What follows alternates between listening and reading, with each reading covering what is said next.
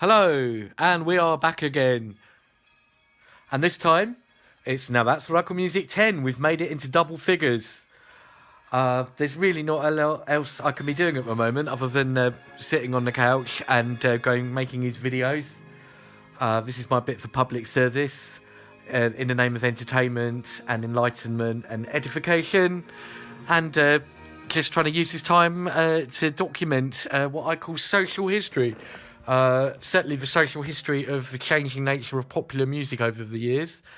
So in 1987, which was a very, very disaster-prone year all in all, we had all sorts of nasty stuff going on. There was the Zeebrugge ferry disaster. There was the stock market crash. There was the awful Hungerford massacre. Michael Ryan went out on a shooting spree. There was the Great Storm.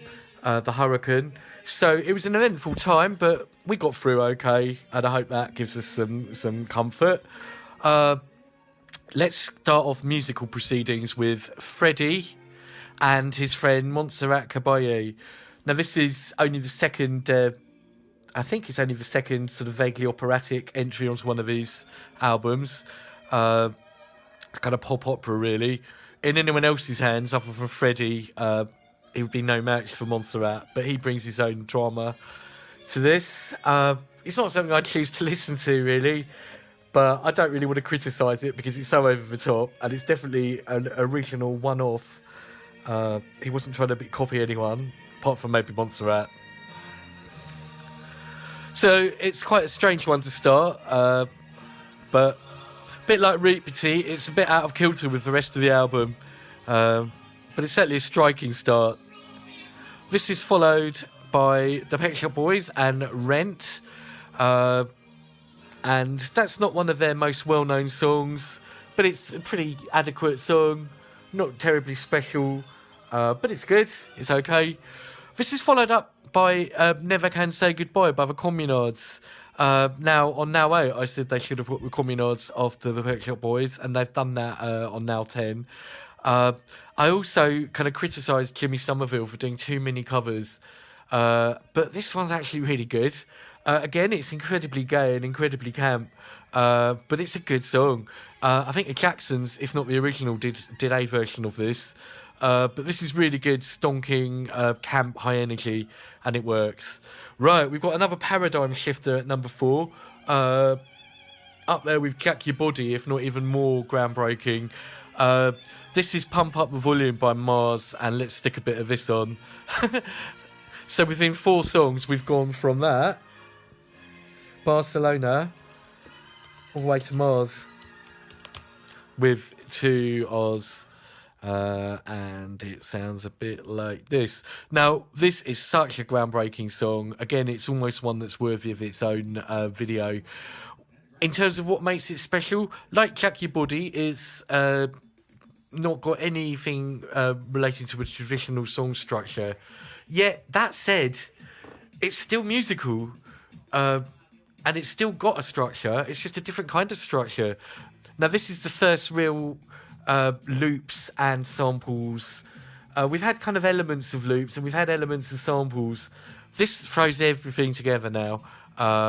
And it's still a great beat. It's a bit maybe slower than a lot of house music. It's barely even 110. Might be about 115, 116 BPM. It's a sort of A to Z of samples, a lot of which would become parodied and would end up becoming cliches. Oh yeah, and all that sort of stuff. But it was the first real of its type. Number 1. Yeah, absolutely classic. So pretty good start so far, really. Followed by Labour of Love by Hue and Cry. This is another political song, fairly obviously, by Hue and Cry, who had a number of hits, of varying quality, nothing particularly like earth-shattering, nothing particularly bad. Labour of Love's good sort of white soul song, I guess you'd call it. Followed by maybe more of a black soul song, if you like. Not that I want to make it white or blacks, it's really not about that. The Real Thing by Jelly Bean, who's actually Hispanic, I think, if anything, featuring Stephen Dante. This is a great song. soul meets early house, deep house maybe. Really good song. It's not really played that much now, but it's well worth a listen.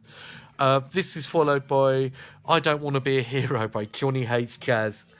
Yet another of these bands like Swing Out Sister, Curiosity Killed the Cat, Blow Monkeys, sort of wine bar-y sound, a bit bland really. I Don't Want to Be a Hero ripped off, I think, a Shalimar song, I Can Make You Feel Good, melodically, or the verses did anyway.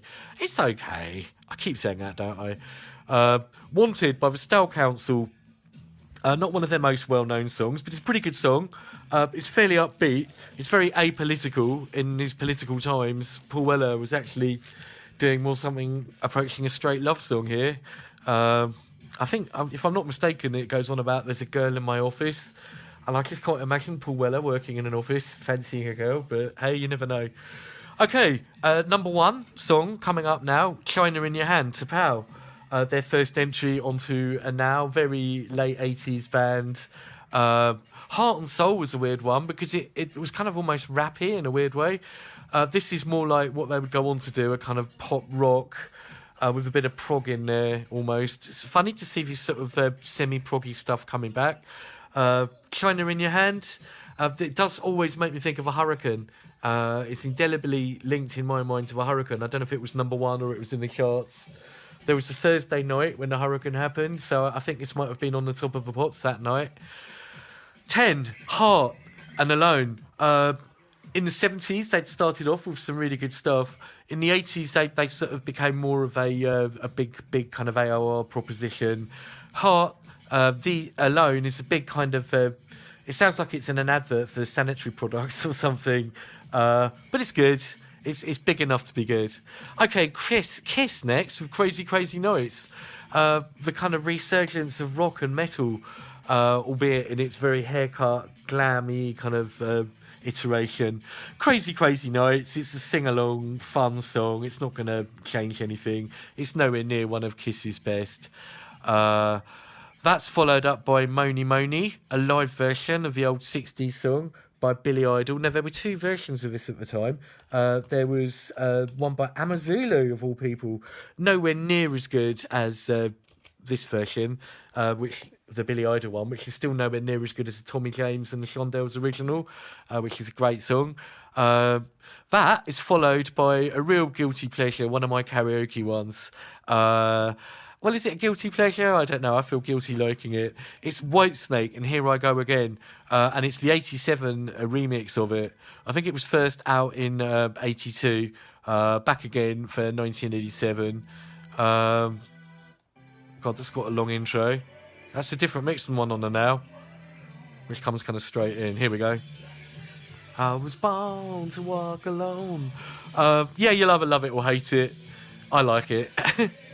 Very late 80s, semi-soft metal, but still metal, really. Followed by a surprising one, The Alarm, Rain in the Summertime. Welsh band. They started off kind of post-punk, but at this point they were again going a bit more AOR. But Rain in the Summertime is a good song. It's got good lyrics, good chorus, good groove. My friends, Marillion with Sugar Mice, yet another Marillion song. They are like the Bad Penny, aren't they? Nothing any different about Sugar Mice from any of their other stuff. Oh, dear.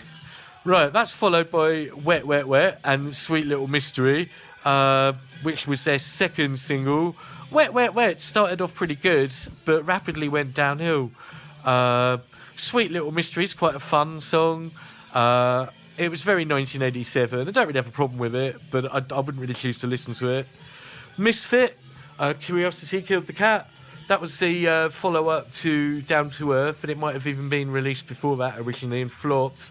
It's okay. It's more tepid white soul, really. La Bamba by Los Bobos. There's a real surprise. It's a song entirely in Spanish. It's an old 60s rock and roll kind of folky sort of song. Wedding disco classic. Yeah, really good version. Just a fun dance disco. Well, not really disco, but danceable song. That's followed out by one of the strangest collabs of all time.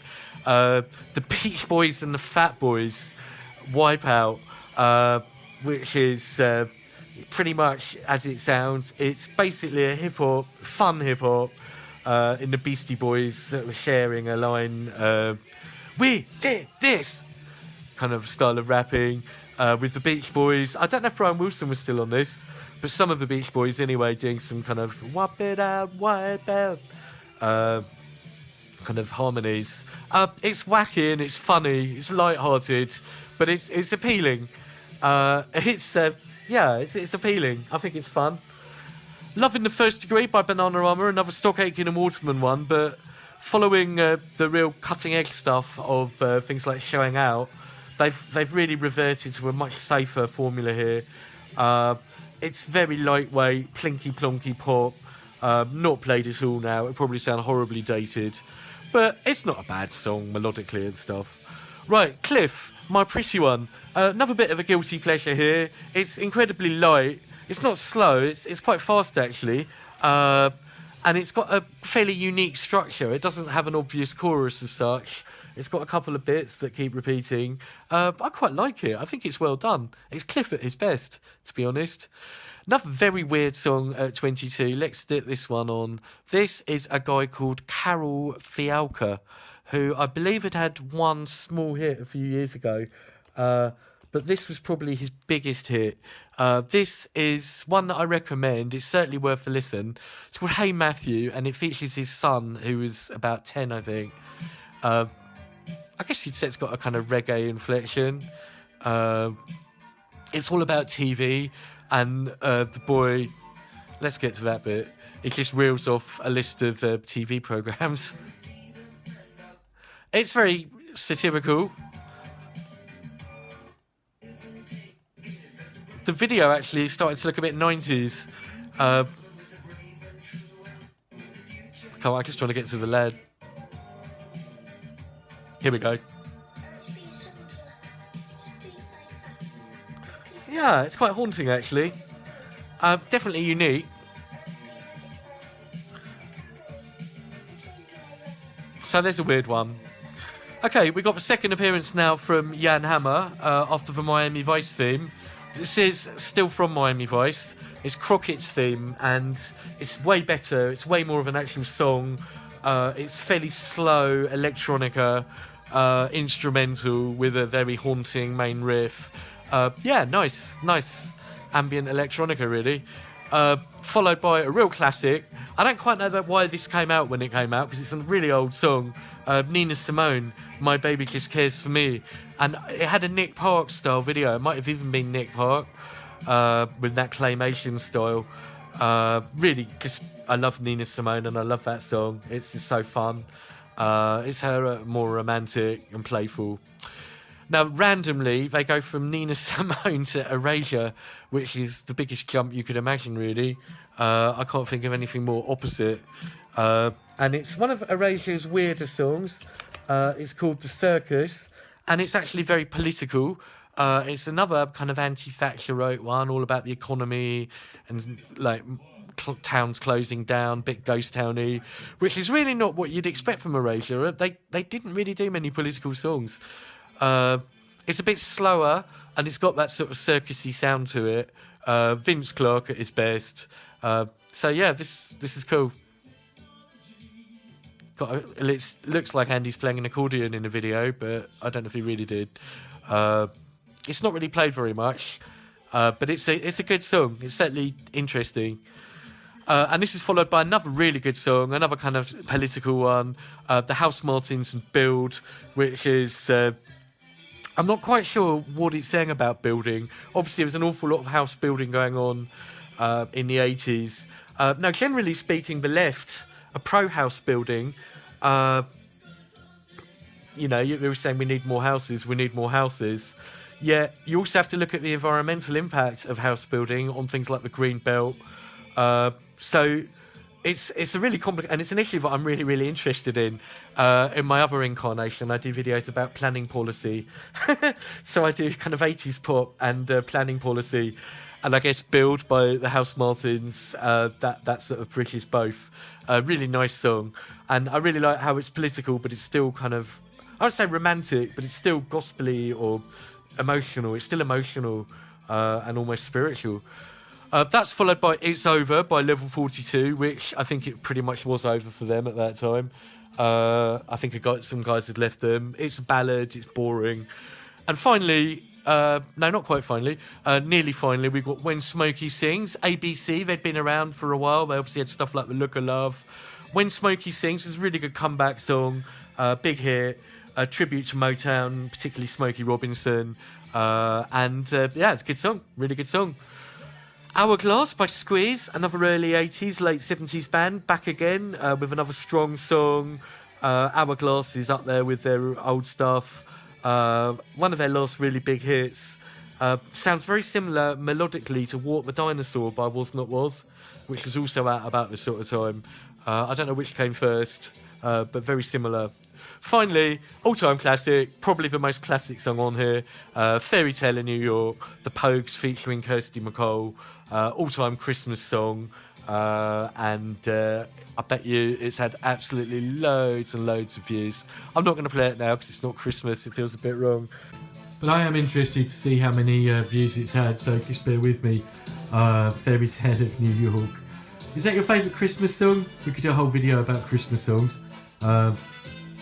So that gets us to the end of Now 10, and I think it's worth looking back not just at the album, but also the journey so far, because that's obviously quite an achievement to do 10 volumes of anything. It's still only a tenth, not even 10% of what they've done. 67 million views for Fairy Tale in New York. That's pretty good, isn't it? 67 million and climbing every year. So yeah, we've had 10 nows now, and it's definitely evolved. Music's evolved. It's still, though, I would say, pretty much in the same overall paradigm as it started.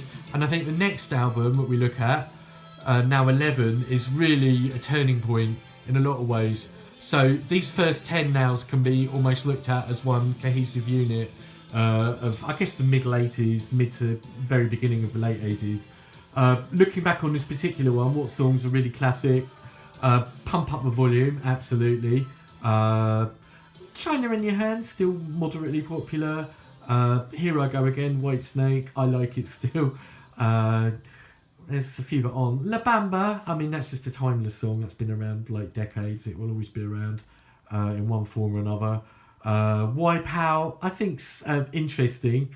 I think you'd find that still entertaining. So it's worth checking out.